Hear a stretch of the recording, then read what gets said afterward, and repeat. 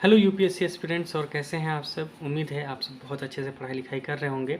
जैसा कि आप सबको पता है, बहुत कम समय बचा है हमारे पास, इसलिए अब एनर्जेटिक होना है, अपने आप को बांधना है समय के डायरेक्शन में और चीज़ों को लेके आगे बढ़ते जाना है। तो चलिए शुरू करते हैं अपना जीएस पेपर 2 का यूनिट 2। बस इतनी सी रिक्वेस्ट है, इसके पहले जितने सेशन आए हैं उसको देख के ही इसको देखिएगा। रीज़न क्या होता है, एक क्रोनोलॉजी आपको समझ में आएगी कि एग्जैक्टली पॉलिटी क्या है और किस हिसाब से आगे बढ़ रही है और हमें कहाँ तक पहुँचना है। ठीक, यूनिट वाइज चीज़ें, यूपीएससी का जो कोर डायमेंशन है बस उस पर हम फोकस कर रहे हैं और एग्जैक्टली वही पढ़ना है। ठीक, जब प्रीलिम्स के लिए आप पॉलिटी पढ़ेंगे तो आपका जो भी चीज़ें बची हैं, आर्टिकल्स वगैरह या छोटी छोटी बातें, वो सब कवर हो जाता है। ठीक है, तो प्लीज़ थोड़ा सा डेडिकेशन और मेहनत आपको इस बार हो सकता है बहुत अच्छे मार्क्स से पास करा दे। तो चलिए शुरू करते हैं हम लोग, बिल्कुल देर नहीं करेंगे। एक ही रिक्वेस्ट है, नए हैं तो चैनल को सब्सक्राइब और टेलीग्राम चैनल को ज़रूर ज्वाइन करना है। ठीक, चलिए शुरू करते हैं यूनिट 2। ठीक है, तो इसके पहले हमने बात की थी कि संसद जो है उसके पास क्या क्या शक्तियां हैं, ये हमने पढ़ा था। और ये देखा था कि किस हिसाब से जो संसद की शक्तियां हैं वो जो राज्य की शक्तियों पे हावी हैं, उसकी तरफ पूरी तरह से संविधान झुका हुआ है। किसकी तरफ? केंद्र की शक्तियों तरफ। तो ये सवाल उठता है ना, और यूपीएससी इस पे क्वेश्चन पूछ चुकी है, तो क्या संसद के पास असीमित शक्तियाँ हैं? ठीक है, क्या संसद के पास असीमित शक्तियाँ हैं? बहुत बेहतरीन क्वेश्चन 2019 में यूपीएससी ने पूछा, इसी पे 2013 में भी पूछा है, 14 में भी पूछा है, आप जानते हैं। लेकिन जो क्वेश्चन 2019 का है सच में बहुत अद्भुत है। लेकिन उसके लिए ना ये बातें हमें समझना होगा, क्या सच में ऐसा है? अगर ऐसा है तो क्यों है, और नहीं है तो क्यों नहीं है, यही तो समझना है। आइए देखते हैं।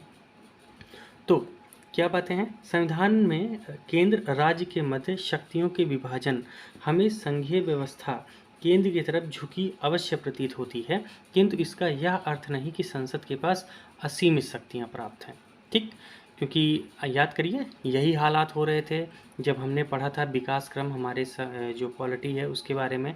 उसके बाद हमने ये देखा था किस हिसाब से जो बीच बीच में संशोधन आए, उसके बाद सुप्रीम कोर्ट के डिसीजंस आए, तो कहीं ना कहीं संविधान, जो संसद थी अपने आप को असीमित मानती थी, तो सुप्रीम कोर्ट ने क्या किया, उसको सीमित करने की कोशिश की।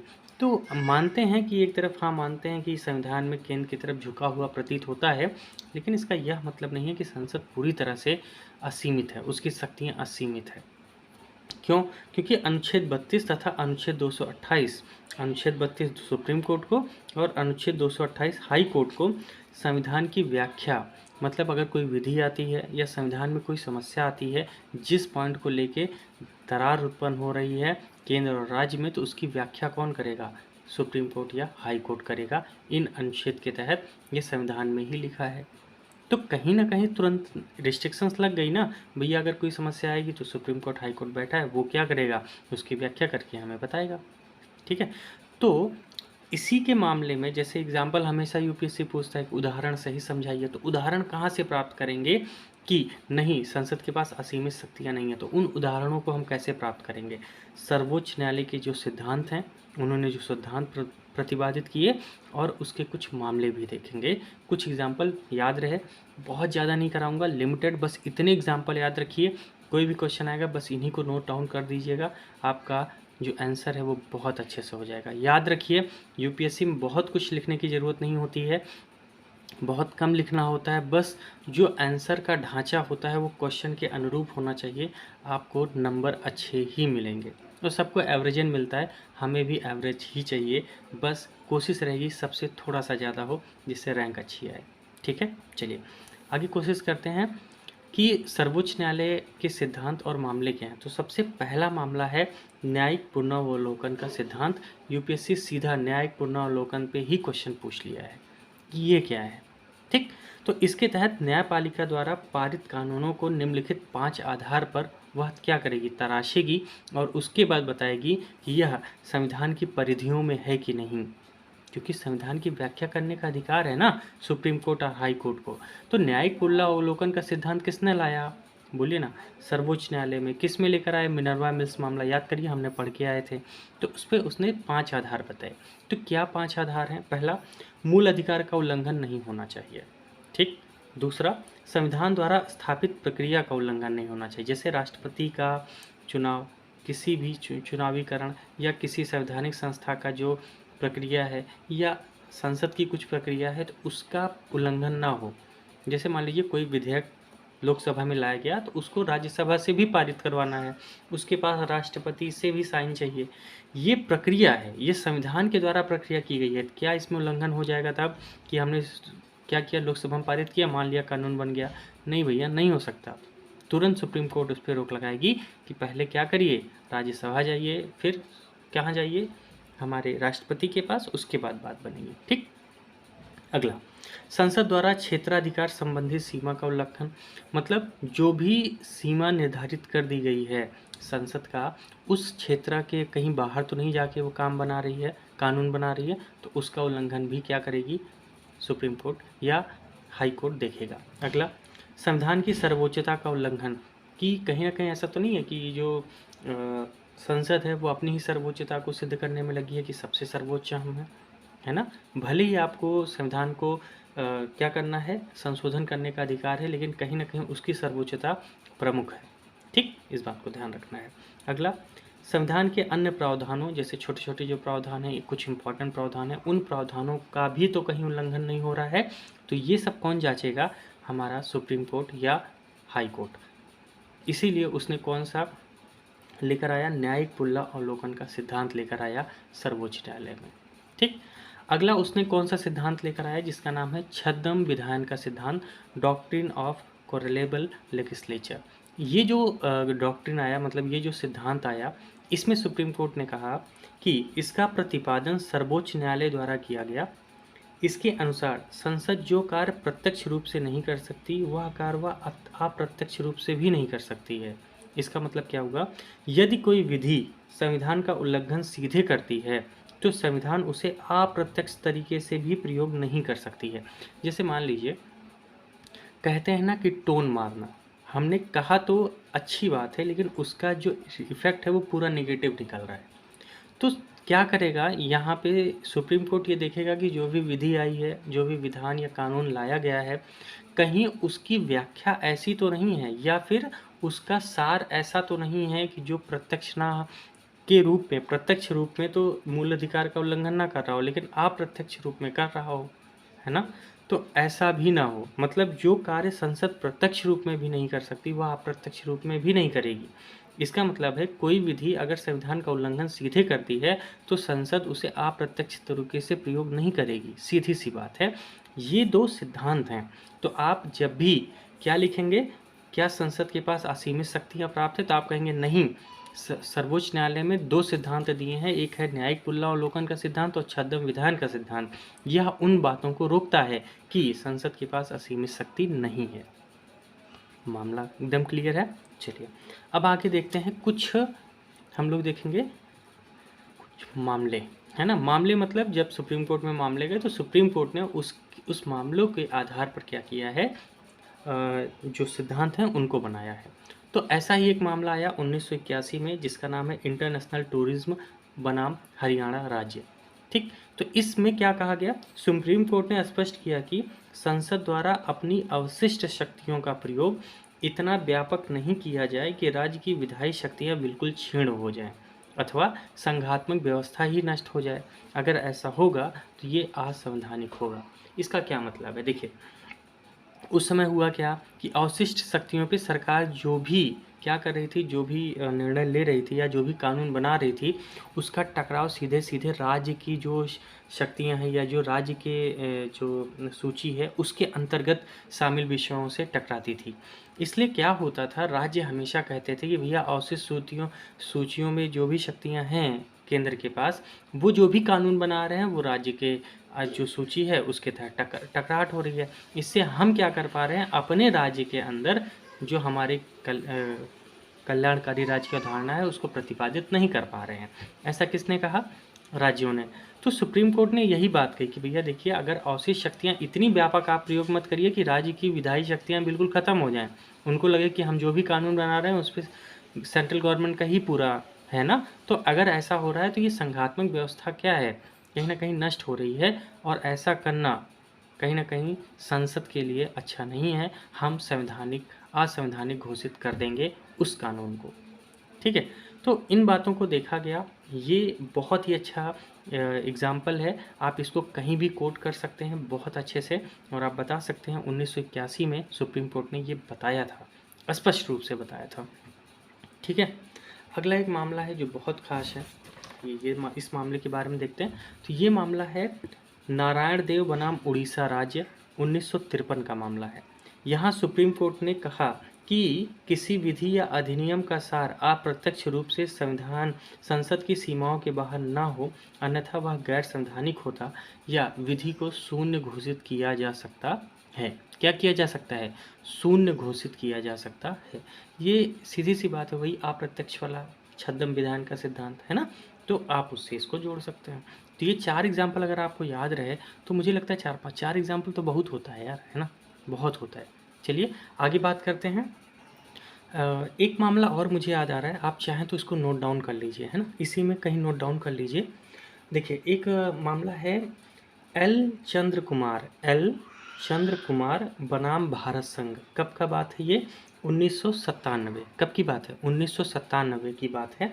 फिर से बोलता रहा हूँ, एल चंद्र कुमार बनाम भारत संघ। इसमें भी सर्वोच्च न्यायालय ने, मतलब सुप्रीम कोर्ट ने कहा कि जो यह मामला है ये न्यायिक पुनरावलोकन का मामला है और न्यायिक पुनरावलोकन जो है वो संविधान के मूल ढांचे का आधार है। ध्यान रखिएगा, क्या है? न्यायिक पुनरावलोकन। जो अभी हमने पढ़ा, ये जो न्यायिक पुनरावलोकन है ये क्या है? जो संविधान का मूल ढांचा है उसके तहत हमें ये शक्ति प्राप्त हुई है। ठीक है, तो एक एग्जाम्पल आप ही मिल गया। तो क्या एग्जाम्पल का नाम है? एल चंद्र कुमार बनाम भारत संघ 1997, 1997 का मामला है।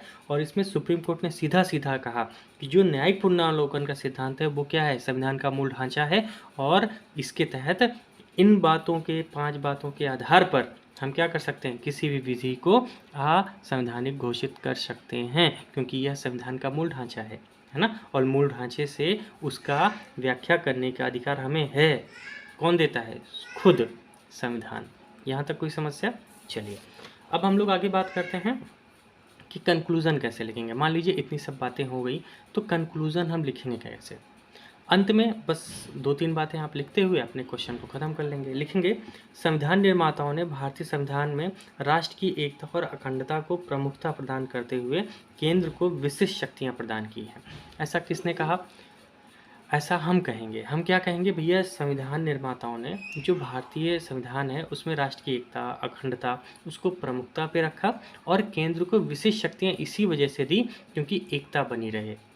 ठीक, अतः एकात्मक, संघात्मक और एकात्मक तथ्यों के मिश्रण हमारे संविधान की विशेषता है, जिसे परिस्थितियों एवं अनुभवों को ध्यान में रखते हुए अपनाया गया है। कौन सी परिस्थितियाँ? याद करिए, जब गुलाम थे हम। अनुभव कौन से? उस कटु अनुभव का हमने सीख लिया। ठीक, अब यहाँ पे कहा गया है एकात्मक और संघात्मक। देखिए एकात्मक का मतलब होता है जब भी आपातकालीन स्थिति होगी, बाहर से कोई हमला हो गया या अंदर ही बहुत सशक्त विद्रोह हो गया, ऐसा कुछ भी होगा तो पूरी की पूरी शक्ति किसके पास चली जाएगी? केंद्र के पास। अब जो भी राज्य हैं उनकी शक्तियां 0, तो सबकी पूरी शक्ति किसके पास आ गई? राष्ट्रपति। और राष्ट्रपति ही क्या करेगा? केंद्र की शक्तियों का मुख्य केंद्र बन जाएगा। तो वहाँ पे देखा जाएगा पूरा भारत कैसा बन गया? एकात्मक, है ना। और सामान्य स्थितियों में हम कैसे हैं? संघात्मक हैं। हर राज्य अपना अपना काम कर रहा है, सबके पास अपनी अपनी ताकत है। ठीक है कि नहीं? याद करिए कोविड-19 का दौर आया था तो ये क्या था? एक नेशनल इमरजेंसी थी। उस समय क्या हुआ? केंद्र क्या करता था? राज्यों को दिशा निर्देश देता था। तो उस समय भी कहीं ना कहीं एकात्मक तत्व हमें दिखे थे। आप एग्जाम्पल डाल सकते हैं इसको कि कोविड-19 जब ये चल रहा था महामारी, उसके तहत भी हमें इसके लक्षण कहीं कहीं दिखाई पड़ते हैं कि जब भारत सरकार या केंद्र की तरफ से जो भी दिशा निर्देश दिया जाता था तो उसको संघात्मक रूप में एक्सेप्ट कौन करता था? पूरी तरह से राज्य या एकात्मक तत्व ही तो है। इतना आप लिख के क्वेश्चन को ख़त्म कर देंगे। यार 150-250 शब्द मिलता है, कितना लिखोगे? मैं कहूँ अगर इसी शब्द को जोड़ लो ना 50 से ज़्यादा हो जाते हैं। अब आप खुद सोचो ना, कितना कम हमारे पास टाइम होता है और कितना कम हमें लिखना है, लेकिन जो भी लिखना है एकदम सटीक, एकदम ज़बरदस्त, है ना। तो हम नोट्स भी अगर उसी टाइप से रहेंगे तो अच्छा रहेगा। नहीं पता चला यही चीज़ें 10 पन्ने में आप लिखे हो तो क्या होगा? ना रिवाइज कर पाओगे, ना चीज़ों को अच्छे से समझ पाओगे, ना ही किताब में उतार पाओगे, मतलब कॉपी में उतार पाओगे, है ना। चलिए, अब इसी पे जो 2019 में यूपीएससी ने क्वेश्चन पूछा 250 शब्द में, क्या पूछा आइए पढ़ते हैं। संविधान में संशोधन करने की शक्ति संसद की परिसीमित शक्ति है। मतलब संविधान में जो संशोधन करने की शक्ति है वो संसद की परिसीमित है, संसद मतलब संविधान की सीमाओं से बंधी है, हाँ मानते हैं। और इसे आयांतिक क्या लिखा है, अत्याधिक शक्ति के रूप में विस्तृत नहीं किया जा सकता। अत्याधिक मतलब वही जो हमने अभी पढ़ा, अत्याधिक मतलब असीमित, है ना। और इसे हम क्या कर सकते हैं, क्या असीमित शक्ति के रूप में विस्तृत नहीं किया जा सकता, क्योंकि क्या है, संविधान से परिधि में परिसीमित है। किसकी शक्तियाँ, केंद्र की शक्तियाँ। यहाँ तक कोई समस्या। इस कथन के आलोक में व्याख्या कीजिए कि क्या संसद संविधान के अनुच्छेद 368 के अंतर्गत अपनी संशोधन शक्ति जो उसको 368 के तहत मिली है, क्या उसे विशदीकरण करके, विशदी मतलब इस 368 को असीमित तरीके से और ज़बरदस्त तरीके से, कहते हैं ना कि आपने एकदम मतलब उसके मूल ढांचे को ही ख़त्म करने की कोशिश की है, उस लेवल पे जाके क्या संविधान के मूल ढांचे को नष्ट कर सकती है, क्या पूरी तरह से संविधान को बदल सकती है कि नहीं। अब ये बताइए, जो अभी टॉपिक पढ़ के आ रहे हो वहीं से सीधा रिलेट हो रहा है कि नहीं। वो 368 पे क्वेश्चन नहीं पूछा है, वो दिया है सिर्फ आपको कंफ्यूज करने के लिए। तो आप बताएंगे कि नहीं भैया ऐसा नहीं है। जो हमारा सुप्रीम कोर्ट है उसने कई नियम दिए। पहला क्या बताएंगे, न्यायिक पुनरावलोकन। दूसरा छद्म विधान का सिद्धांत। उसके बाद 3 मैंने बताया, कौन सा, टूरिज्म वाला, ठीक है, नारायण देव वाला, और एक किसका था, एल चंद्र कुमार बनाम भारत संघ। ये तीनों मामले दिखाइएगा ज़बरदस्त, और लिख दीजिएगा अंत में, नहीं ऐसा नहीं है, दिखता है लेकिन वह कर नहीं पाएगी। क्यों, क्योंकि कहीं ना कहीं सुप्रीम कोर्ट और हाई कोर्ट क्या करते हैं, अनुच्छेद 32 और 228 के तहत संविधान की सीमाओं का क्या करते हैं, व्याख्या करते हैं। और इसी हिसाब से जो संविधान है उसके तहत, भले 368 के तहत संसद के पास ये शक्ति है कि वह संविधान संशोधन कर सकती है, लेकिन संविधान के मूल ढांचे को नष्ट नहीं कर सकती है। इतना बेहतरीन आप उत्तर लिखेंगे ना, मैं कह रहा हूँ कैसे आपको, अगर ये 15 नंबर का है, कैसे आपको 8 से 10 नंबर नहीं मिलता है। ठीक है, हमेशा हाफ मान के चलिएगा, हाफ से आधा नंबर 1 नंबर ही ज़्यादा मिलता है, उससे ज़्यादा मिलता ही नहीं है। ठीक है, कभी देखिए हो 200 मतलब 250 में 140 150 नंबर कभी नहीं मिला होगा, 120 130 तक आपने सुना होगा। तो बेस्ट आप बेस्ट लिखोगे तो क्या होगा, 7-8 नंबर मिलेगा, वही चाहिए हमें, और क्या चाहिए। ठीक है, तो बस इस बात को ध्यान रखिएगा। अब अगला जो टॉपिक आएगा हमारा जीएस पेपर 2 में, यूनिट 2 में जुड़ता है, वो है केंद्र राज्य प्रशासनिक संबंधों की स्थिति। इसके बारे में पढ़ना है। अभी इसके पहले हमने क्या पढ़ा, विधायी, है ना, पहले जो सेशन आया था, अभी आया, हमने पूरा विधायी पढ़ लिया। अब हम लोग पढ़ेंगे प्रशासनिक संबंध कैसे हैं केंद्र और राज्य के। तो ये कुछ बातें हैं जिन पे निर्धारित होती हैं, और इन्हीं बातों को लेके हमें अपने उत्तर को फ्रेम करना है और लिख देना है, बस यही करना है।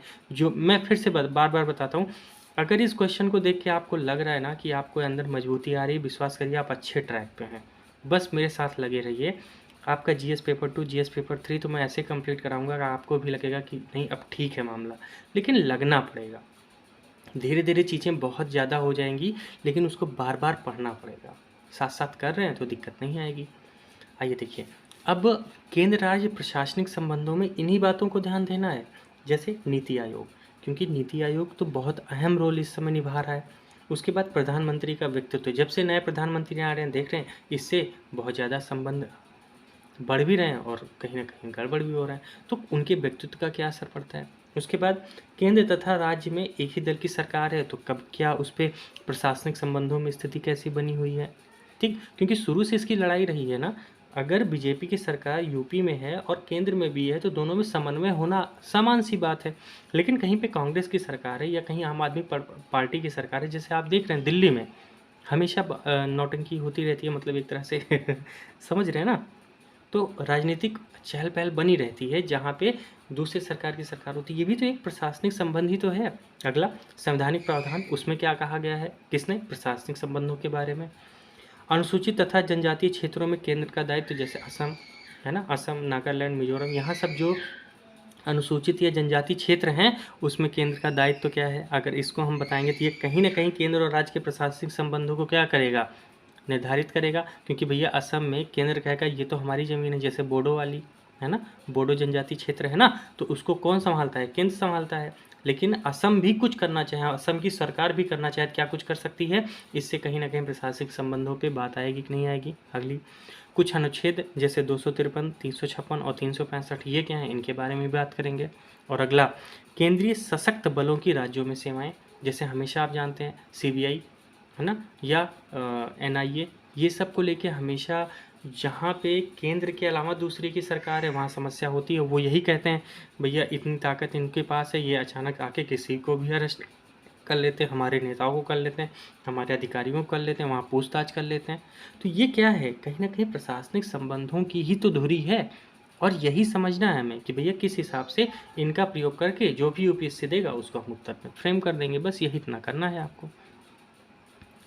लेकिन फिर एक ही बात कहूँगा, पढ़ना तो पड़ेगा यार। देखो बहुत लंबा वीडियो नहीं बनाऊंगा, एग्जैक्टली इस पॉइंट को अगर उठाऊंगा तो 1 घंटा लग जाएगा। तो यही सोच रहा हूँ इन पॉइंट को हम लोग कल डिस्कस करेंगे और कल प्रशासनिक संबंध खत्म कर दिया जाएगा।